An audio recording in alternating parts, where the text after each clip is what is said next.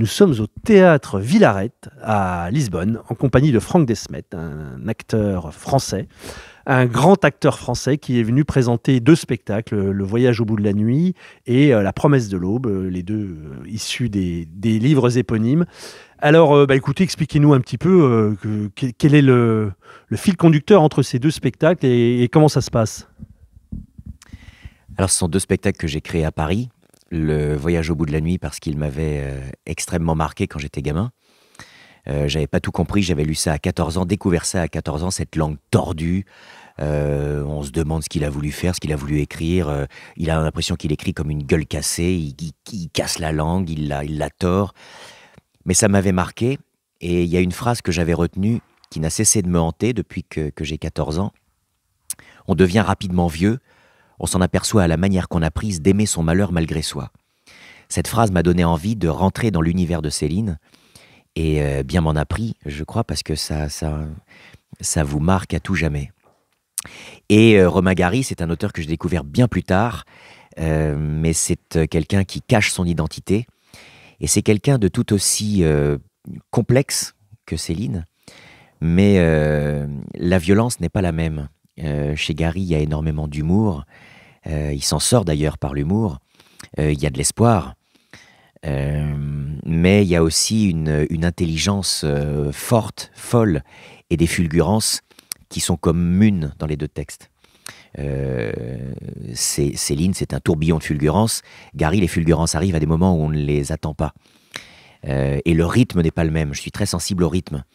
Et chez Céline, on est embarqué dans une phrase et on ne sait pas trop comment elle va finir, quelle serait la punchline, on dit ça maintenant. Chez Gary, c'est une logorrhée verbale, la phrase part, revient, il y a des méandres, on revient en arrière, on repart. Et voilà, c'est un langage de diplomate, mais en même temps qui cache beaucoup de choses. Voilà. Alors ces spectacles sont évidemment des lectures, vous respectez de manière très scrupuleuse le texte de ces deux grands auteurs. Vous êtes d'ailleurs, soit dit en passant, nominé, très joli mot, aux Molières pour La Promesse de l'aube. Mais moi ma question c'est, vous avez pris des extraits, mis les uns au bout des autres, avec un grand à propos. Mais est-ce qu'on est réellement dans du théâtre? Est-ce qu'on est dans un one-man show? Est-ce qu'on est dans une lecture jouée? Comment définiriez-vous ça? C'est un seul en scène. Et moi, mon ambition est modeste au départ. C'est-à-dire, j'ai envie de donner aux gens l'envie de lire, parce que chacun dit « je relis ». Mais en fait, il y a beaucoup de gens qui disent « je relis » parce qu'ils n'ont pas lu. Simplement de lire ces auteurs. Les gens lisent de moins en moins. Je vous disais tout à l'heure, hors antenne, que les livres les plus vendus étaient achetés par les gens qui lisent le moins. Ces auteurs-là méritent d'être achetés parce qu'on est augmenté quand on lit des livres comme cela. On n'est pas les mêmes. Et mon ambition est simplement de donner envie aux gens de lire ces livres. Après, savoir si c'est du théâtre ou pas du théâtre, je ne sais pas bien ce que c'est que le théâtre. Est-ce que le théâtre, c'est une relation à partir de quelqu'un qui n'est pas vous, une relation que vous créez avec une autre personne qui n'est pas elle non plus? Est-ce que ça, c'est du théâtre? Moi, je crois que le théâtre, c'est ce qui nous relie, c'est ce qui nous augmente, c'est ce qui fait que des gens sont assis pour écouter quelqu'un qui est debout. C'est prendre l'intelligence, la fulgurance, la sensibilité des auteurs qui ont su nous parler de nous avec des mots que nous n'aurions pas trouvés nous-mêmes. Voilà, c'est ça le théâtre. Alors peut-être que c'est du théâtre. En tout cas, c'est un seul en scène. Et ma seule ambition, c'est de donner envie aux gens de lire ces livres-là.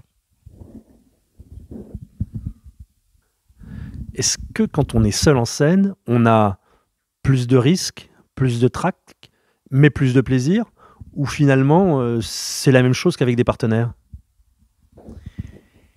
J'ai beaucoup de camarades qui me disent « Moi, j'ai du mal avec le seul en scène », de camarades comédiens, parce que tu arrives seul, tu joues seul et tu repars seul. Je crois que je dois être nettement plus con que la moyenne, puisque moi, je m'aime bien. Et j'arrive au théâtre, je suis content d'être avec moi, je joue, je suis content d'être sur le plateau, et je repars manger avec des gens parfois qui ont été dans la salle, et je suis content de les rencontrer. Donc j'ai probablement moins d'intérêt que les gens qui jouent à plusieurs, mais c'est la raison peut-être pour laquelle je m'entends bien avec moi-même, je me triche pas, je m'entends assez bien. Je suis content d'être dans ma loge. Il n'y a pas tellement de peur.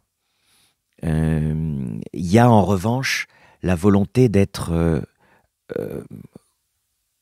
conforme à une certaine exigence.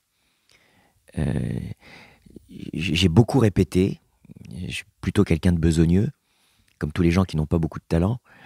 J'essaie de bosser le plus possible pour essayer d'être conforme à l'idée que je m'en faisais. Et moi, par contre, je relis effectivement ces livres très, très, très souvent. J'arrive à trouver des trucs encore que je me donne à moi-même et que je mets le soir sur le plateau. Et voilà, mon angoisse, elle est là. Elle est à essayer d'être aussi grande que, en tout cas, d'arriver à la grandeur de ses œuvres. Merci beaucoup Franck Desmet. Pour ceux qui vous auront raté à Lisbonne, le Théâtre de l'Œuvre à Paris continue de présenter La Promesse de l'Aube. Merci beaucoup. La French Radio, Portugal.